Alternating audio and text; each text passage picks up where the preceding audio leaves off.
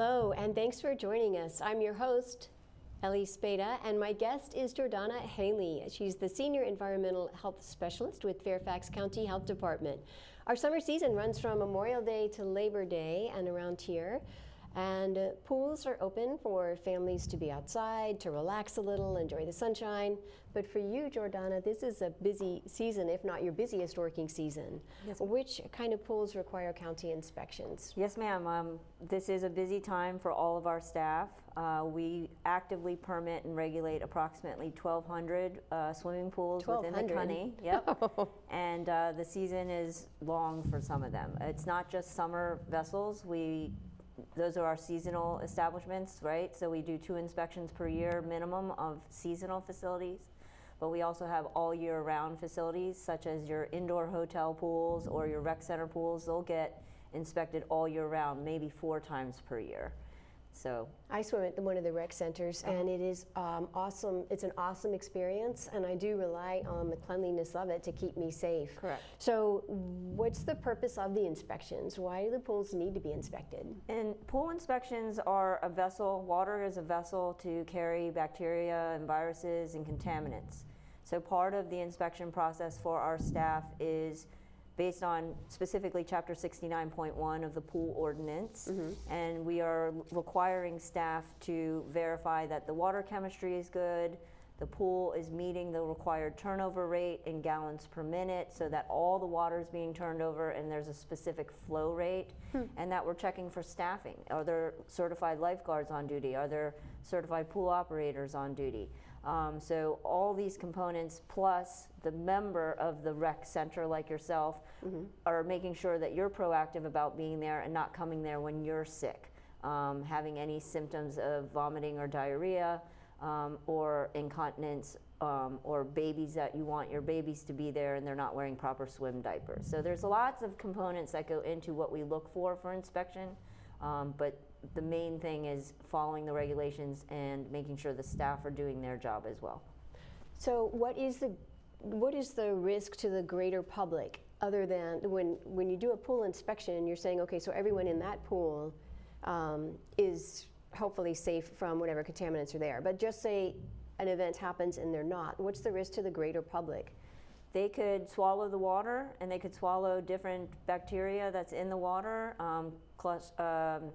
Cryptosporidium is a very resistant bacteria that could grow in the water if the disinfectant is not maintained correctly, if the pH is not correct. And then what are those symptoms? And does that person then carry this outside the pool and then other people get sick from it? Is that contagious? No, I don't think it's contagious in that way. I think it's more that individual will have GI, gastrointestinal disorders. Yeah. And when the pool is properly maintained, chlorine is a basic element. Correct. What else goes into the elements that go into a pool to properly maintain it? So chlorine is your biggest thing. The disinfectant needs to be maintained between 1 and 10 parts per million for the vessel, for the pool. But if they're using if it's an outdoor pool and they choose to use cyanuric acid as a stabilizer, that will stabilize the chlorine in the water, then the minimum is 2 parts per million.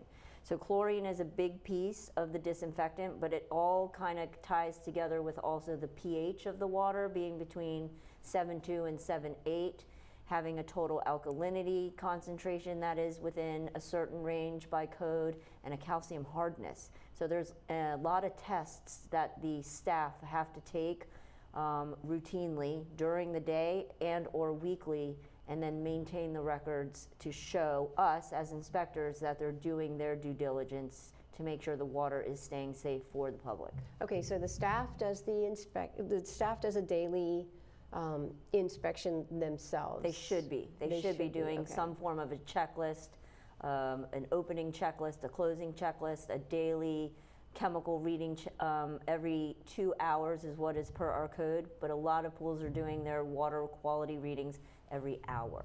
Wow, okay, Yeah. That's impressive. Yeah. So what about the community pools? New to the area, and these community pools are actually a new item for me to, a new thing for me to learn about. So in a community pool, who manages the water quality within a community pool? So community pools are within your normal residential neighborhoods. That could be an apartment complex pool, a condo community. Those are all regulated by us for inspection because they are public. They are public vessels. We will not do inspections of residential pools, just FYI. Okay. And if that community pool decides that they want to have a pool management company, that's all figured out by like the HOA or the, Okay. they hire that pool company to help supervise. They bring in the staff, they make sure they have the correct staffing, and then they are supervising that pool and that staff. And then we're inspecting them and making sure they're doing their job. So really the lifeguards are typically the ones in some of the pools that take these readings? Yes, yes. Every pool must have a certain number of lifeguards based on the size of the pool and the square, I guess the square footage of the facility. But one person on duty has to always be a pool operator. And the pool operator is going to go through an extensive training course to help them understand the balancing of the water chemistry, understanding concepts of backflow or backwashing so that they're making sure their filtering systems are working correctly.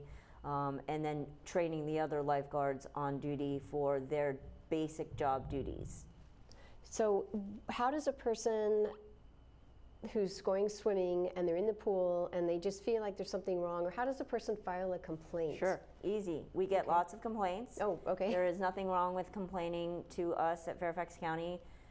It also helps us to get out there more often if we need to be there more often. But complaints can be submitted by telephone. You can call the main line of our health department, 703-246-2201, and get someone on the phone and make a complaint that way. But Fairfax County also has an electronic system we call Plus. So any customer within the county can electronically submit an application to the Plus system as a complaint. Does the complaint, can it be anonymous, or does the person, Yes, absolutely. You can leave your name, you can leave your number, you can leave a email contact, and we can get back to you if you want results of the investigation. But we often get a lot of anonymous complaints as well. Any instances of someone being kind of overzealous in their complaining, or is that not really? No, I don't think so. I don't feel like we get a lot of overzealous customers. Maybe sometimes for certain things, maybe more in the food avenue, which Debora will talk to you about maybe later, but not for pools. I think a lot of people really do feel like their complaints are valid, whether they're overzealous or not. So what is the, I swim laps often, and so you have to clear the pool sometimes if there's an accident or whatever. Sure. What is the protocol for that? So unfortunately, accidents happen, right? So there are people that will throw up in the pool or have poop in the pool. So the protocol is going to be the staff will have to clear the pool. They will close the pool down altogether. They will then superchlorinate the water so that it will they don't drain the pool. They will not drain the large pool. I've had people ask me this before. No, not the large vessel, not the main pool. There's just too many gallons of water in it, upwards of sometimes 150,000, 300,000 gallons of water. It could be a lot of water. It's too much to drain. But they will superchlorinate, and they will go ahead and close the pool for a full turnover. The turnover rate is either a 6 or 8 hour time frame, so that all the water that's being superchlorinated is going through the filtering system before it returns back into the water. Do we drain pools or spas sometimes due to imbalances of the water quality? Yes, but those are usually going to be your wading pools or your spas. They're smaller vessels, Over winter, how does the pool get maintained? An outside pool, for instance? Yes, the pool company, if the community decides to hire a pool company, they're in charge of winterizing the vessel. So it's going to be draining the water to a certain point, but not all the way down. And then covering it. They have special covers that go over the pool, and then obviously locking everything up and safeguarding it from people getting in during the off season. There is a community pool that I've seen where over winter it was covered, and there were lots of little foxes playing all over in and around it. Yeah. I guess that's just because they got through a hole in the fence. Maybe, yeah. And then otherwise it's not really, They it doesn't can't get affect in. it in the spring. Correct, correct. Because in springtime, usually around April of the new season, the pool company, if they're using one, will come back and then start what we call a pre-opening season. Okay. And they will get the pool ready, they will fill it, they will clean it, they will balance the water, and then they're getting all ready for that Memorial Day weekend to start. So if, let's see, you have, I'm trying to think, is there a story that you have of, you know, getting into a pool and then deciding that it was unsafe to some degree? I've never personally gotten in one and thought that it was unsafe. I generally try to rely on, hopefully, the lifeguards posting the water quality information on a dry erase board or some kind of viewable document that you as the customer can see when they took the water quality test, what the chlorine says, what the pH says. They're required to keep that documentation every hour that they're doing their tests, or per our code every 2 hours. So I've never felt like I couldn't get in a body of water because I'm always looking at that before I go in. And that probably includes like the water temperature? Yes, there's sometimes a water temperature specifically for a spa, because spas cannot exceed a 104 temperature Fahrenheit. Yeah, pools don't have pools do not have a maximum or minimum water temperature. So what authority do you have as a senior environmental health specialist when you are conducting a pool inspection? So my role is to educate if there's problems there, but also regulate at the same time. So I can close the pool if I find there are several closure reasons. No chlorine, the pH is way off, no working telephone, the fence is not intact, flow rate's not being met, no CPO on duty. There's lots of valid reasons that I can actually ask them to close. Has this happened to you before? Oh yes, yes. And all of our staff have had that opportunity, an unfortunate opportunity, to have to close pools, yes. So when that happens, basically they just close the pool and then fix the problem and then call you back for an inspection before they open? We fine them. As a closure, we fine them. There's a fine, and then there's also a fee to come back. Wow, all right. Well, thank you for sharing the information that you have, the reasons for pool inspections. And I think that one thing that Fairfax County does so well is to educate the public as to the reasons for inspections like these. Yes. So, you know, that's the importance of the health department for keeping us all safe, following the proper safety protocol, and making sure we don't, you know, come up with strange infections from pools. We try our best. Yes. Well, thank you very much for all you do. Thank you so much.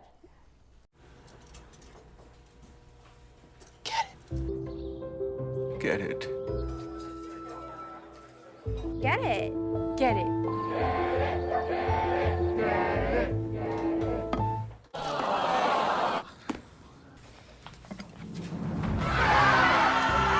Give your town a reason to celebrate, because every Goodwill item you bring home brings job training and more to your community.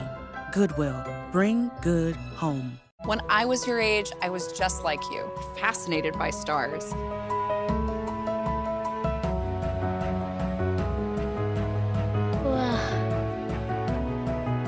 But now I get to search for life in the universe. And who knows, maybe life is looking for us too. So we're like aliens to them? Yeah. Does anyone want to be a scientist now? I do. Awesome. We need more girls in STEM. Maybe we can find aliens. There. Can I tell you a cat joke? Just kidding. Why did the girl ask the mushroom to dance? Because he was a fun guy. What do you call a pig that knows karate? Pork chop. Why was the basketball court all wet? Why? Because the players kept dribbling all over it. Can I tell you another one? So how does a tissue dance? Put a little boogie on it. What's Beethoven's favorite fruit? Banana.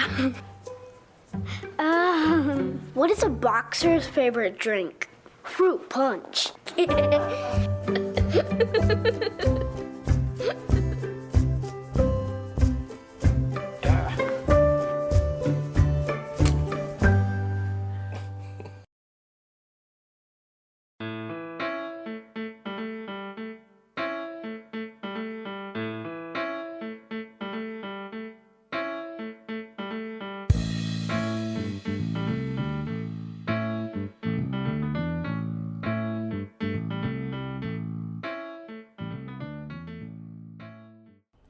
Hello again, and thank you for joining us. I'm your host, Elle Spada, and my guest is Debora Brown. She is the Senior Environmental Health Specialist for Fairfax County Health Department.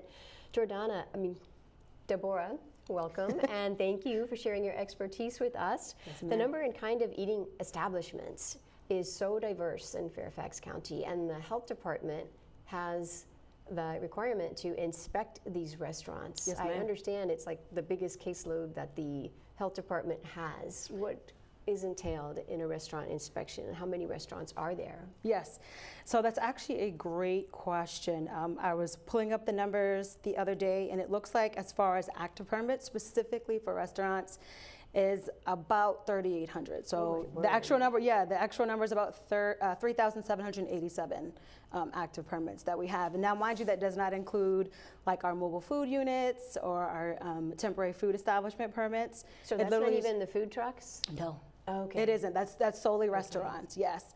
And we recently have had to condense the establishment type. So in our Plus system, we have our permits categorized by establishment type. So it used to be about 42, I think, 40, above 40, and now it's about 19 establishment types. So that can include like your Fairfax County Public Schools. That can be adult care, hospital, food service, et cetera. So there's quite a bit. Is the inspection itself the same for all of the food types, or is it different within the 19 categories? Oh, that's a great question. Actually, as far as regulation goes, we follow the same regulation when it comes to the inspection itself, but it is different as far as frequency goes. So depending on the facility type, some facilities are what we consider to be highly susceptible in their population. So those are going to be like your hospitals or your nursing facilities. They have to actually be seen more times than a regular facility would. So it just depends on, one, their cooking capabilities. So some facilities that don't actually cook from raw, what we call raw or raw product, animal product. That makes sense. Yep. They may not necessarily be seen as often. And then you have some facilities, like I said, that are higher risk, that we do have to increase their inspection for, frequency. So that's where the difference comes into play. So what kind of authority do you have as a restaurant inspector when you go in? Oh, that's another good question. So the way most people kind of have this idea of us that we just kind of go in and just close down facilities, and that exactly that we take more that we take more of like the enforcer role. Now, mind you, we do have that authority, right? We do have the authority to go into a facility and close them down if necessary. But here, Fairfax County, we really do pride ourselves on being more of the educator. And so that's what we choose to do. Awesome. Yes, we do definitely choose to take more of an educational role when it comes to gaining that long-term compliance with these facilities. It's never our desire to hinder business or anything like that. So we really would like to work with people as much as possible, but we do have the authority to be able to close or enforce, especially when it comes to regulation. You know, we have to protect the public, so. That's the world, that's the game. Yes, ma'am, it is. So when you go in for a restaurant inspection, do you let them know ahead of time? No, ma'am, we don't. Ooh, okay. Yes. During business hours or off hours? Or does it change? It depends. It depends. For the most part, we do work during business hours. But you do have some facilities, though, that have off hours. You know, when you have like lounges or bars and things like that, sometimes they do work later. So sometimes you might have to go in after hours. It just depends. But yes. Wow. All right. So there are so many ethnic restaurants in Fairfax County, and a great number of languages are spoken here. Does this become a problem when you go into a food establishment communicating with someone? How does that work if they don't speak English even as the first language? Yeah, that is actually a really good question. I was doing some research, and it said that as of like 2022, Fairfax County's resident population actually was at least 30% born outside of the country. So you can only imagine what that means as far as how many languages there are, how many dialects there are. Now, obviously, we cannot accommodate for every language and every dialect, but it definitely is our goal and desire to try to accommodate as many common languages as possible, building out our educational arsenal, so to speak. So I wouldn't necessarily call it a problem or an issue. It's just a challenge that you work around. And so we do have different types of capabilities. We utilize our educational material that we will give out or pass out, which can be in multiple languages. But we also do have some translation services. And then we do have individuals that work in our office that do speak various languages. So we do try definitely to accommodate for those differences. Because food is so personal that even when you're serving in a restaurant, I would imagine a lot of the, even the ethnic restaurants are serving what they grew up with, what they know. And is that a factor in the way that they prepare food? Something coming from their country, let's say, and then the standards are different here? Are they different? That is an awesome question. It is. That is probably one of the challenges that we do see, especially when it just comes to public health in general. That is where being an inspector and then being very cognizant or respectful for culture comes into play. We do have to be very mindful that there are going to be many cultures, and we see this now. There are many cultures that definitely have specific food items that are prepared in a way that is outside of what we would allow for our regulation code. And so, yeah, so that can. You mean like a raw food? It's not always raw. Okay. Sometimes it is. There are certain cultures that do prepare raw items, so that is one of them.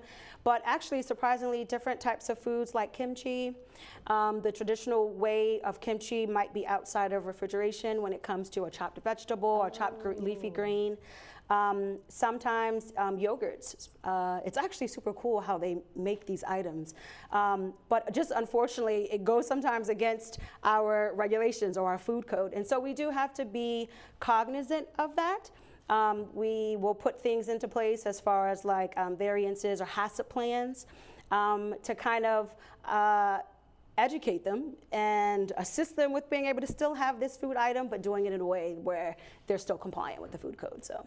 And a lot of times, is the refrigeration most of the factor? Like, is it just because the food needs to be a certain temperature? That is one of the factors, yes. So what Definitely is it you look one, for sure. in, it's a loaded question probably, but what is it that you look for in a restaurant inspection? So there are multiple items, right? So we have an inspection report. So a normal inspection for a regular facility, let's just say they're in a facility that is inspected 2 times a year. Okay. They usually will have one inspection that just hones in on what we call risk factors. And then they will have another inspection, which actually includes risk factors and good retail practices. Now, when we're going into the idea of risk factors, we're looking for, like you said, cold holding, hot holding. So that's basically what temperature your food is being held at cold, right? Which we want it to be 41 or below. If it's hot held, that means sometimes if you've ever seen like at a buffet, right? And you know how sometimes they'll have those steam wells and things like that. Yes. We might want that food to be held at a certain temperature, which would be 135 or above. Okay. Yes, so those are going to be really, really big factors. Date marking is going to be one.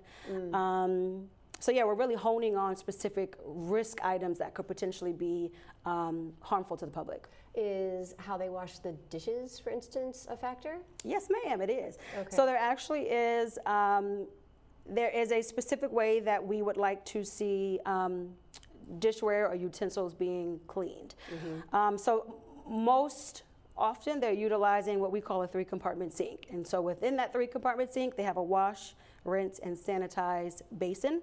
Okay. And so you do want it to be washed a certain way and you want it to be dried a certain way.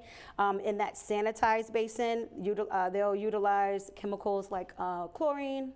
Sometimes they will utilize what we call quaternary ammonia. So those things have to actually be tested, right? Because we don't want them to end up being poisonous, right? Or we don't want them to be under concentration where they're not really doing anything or working to your benefit to be able to actually sanitize your utensils. It's so like yes, the secret life of a food inspector. Isn't it? It actually, right. There's so much to it that people don't know.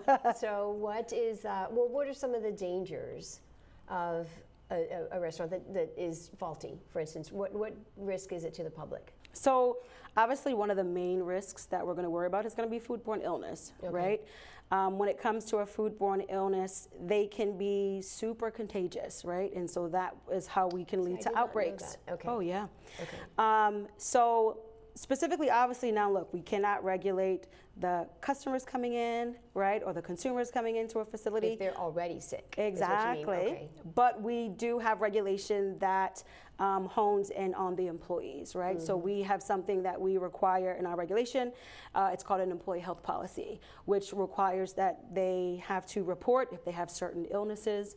They have to report if they have certain symptoms, whether or not they are excluded from work, meaning you're not coming to work at all, or if you're restricted, maybe restricted to certain activities in the facility and not food preparation. So, yeah. How do you get around communicating with the staff, with a restaurant owner, that you're not there to punish them to a degree, right? I still feel like that it must be difficult to overcome. Right. I don't think you ever really do overcome that. Okay. I think, like I said, it depends on the inspector and that relationship that they are able to build in the area that they are actually inspecting. Like I said, for Fairfax County, our number one goal is going to be to educate. And so that's what we lead with when we come into a facility, right? Is that we're not against you. You know, one thing about it is we're really for you having a booming business, right? But we do want to make sure that you're doing it in a way that you're protecting the public. So I think if we're leading with education, hopefully we're kind of easing that that myth that we're there to shut them down or you know, fine them or whichever it is. Yes, ma'am. So the code itself is within like the FDA, or does Fairfax County have its own code? So a little bit of both, right? So we actually do, we do take from FDA food code, but then Fairfax County actually has the ability to make it a little bit stricter. So that's what we do. We do have some amendments which allow us to take parts of the food code or the food code and then make it a little bit stricter.